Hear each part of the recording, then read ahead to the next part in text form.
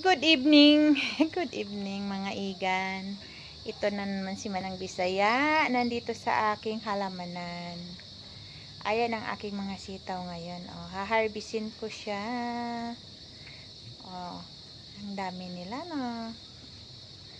Ayan ang aking mga ating recipe ngayong gabi, sitaw na naman. Bulang lang na lang siguro. Ay ating bulang langin yan sila. Oh. Diba? Oh, nakita nyo yun? Ayun, oh. Diba? Ayan. Nangumbabit sila mga igan. Dahil medyo madilim na, nakailaw ako. Oh, diba? Ang laki, oh. Haba, oh. Ang haba.